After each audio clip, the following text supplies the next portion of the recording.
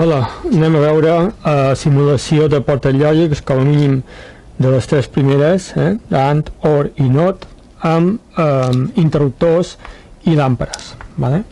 Bé, anem a veure, per exemple. Fixeu-vos que, per què fem això? Perquè podeu veure que en lloc d'interruptors podria ser perfectament un transistor. Aquí tenim un voltatge positiu i aquí tenim 0 volts, i tot això està connectat per una part a 5 volts o 3,3. Ja vam veure que la lògica digital, els circuits electrònics normalment funcionen a 3,3 volts o 5 volts, vale? I si us imagineu que en vez d'un interruptor, que és més fàcil de representar i més fàcil d'entendre, posem transistors, doncs podríem fer qualsevol d'aquestes portes en transistors. Vale. Anem a veure. Fixeu-vos que si aquí tenim 0 volts en aquesta banda, i aquí està connectat a, per exemple, 5 volts, aquesta bombeta, o sigui la sortida, la resposta d'aquesta porta lògica, només serà verdadera, o sigui, només s'encendrà la bombeta quan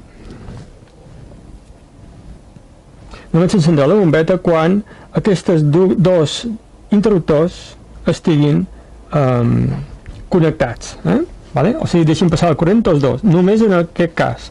Si us hi fixeu, si mireu la taula de veritat de la porta AND o de la funció intersecció, veureu que això correspon exactament a la taula de veritat o com funciona la porta AND. Fixeu-vos, si aquí connectem aquesta però no connectem aquest interruptor, la bombeta no s'encendrà perquè no passarà corrent.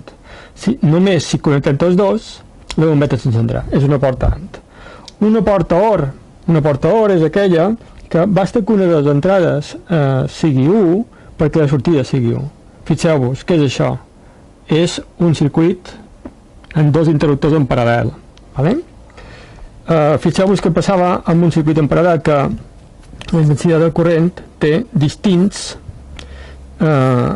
distints camins per anar. Vale? És el que passa en aquest cas, té dos camins, que passa per l'interruptor A i que passa per l'interruptor B. Basta que un d'ells dos estigui connectat perquè a la làmpara li arribi corrent i per tant s'encengui. Vale? Si estan tots dos, també evidentment li arribarà corrent, per tant la làmpara s'encendrà i el senyal serà 1, i serà 0 només en el cas de que tots dos estiguin sense estar connectats. Vale?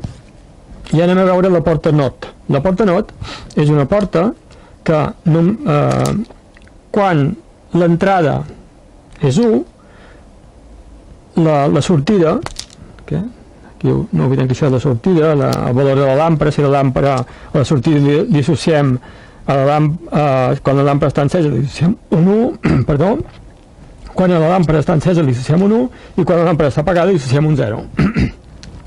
Fixeu-vos que en aquest cas, en aquest cas, tal com està ara, això s'encendria la làmpara. Per què? Perquè els electrons només tindrien aquest camí per anar des del pol positiu de la pila o potencial més alt fins al potencial més baix.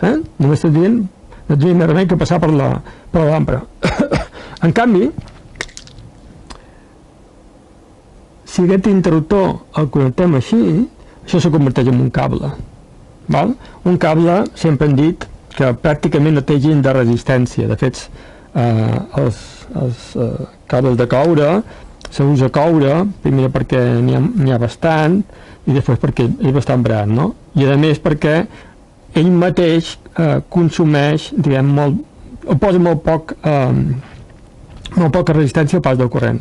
Per tant, clar, si els electrons tenen dos camins per seguir i n'hi ha un que és absolutament fàcil, o sigui que no s'hi suposa que ha de per passar, tot el corrent passarà per aquest. Per tant, quan l'interruptor estigui connectat, diguem, l'interruptor tancat, la corrent passarà tota per l'interruptor, no passarà per la bombeta. Per tant, quan això és un 1, la bombeta estarà apagada, per tant serà un 0. I al revés, o sigui, quan l'interruptor no estigui connectat,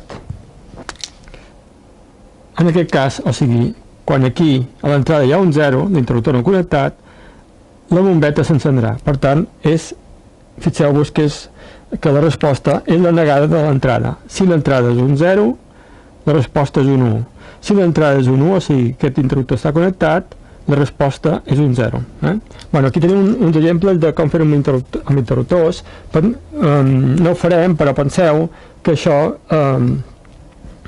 si aquí, cada un d'aquests interruptors ens podríem imaginar d'alguna manera, relativament fàcil, però sense entrar en gaire detalls, que poden ser substituïts per transistors. Per tant, tindríem aquests circuits fets en portes lògiques, o sigui, portes lògiques fetes en transistors, en lloc d'interruptors.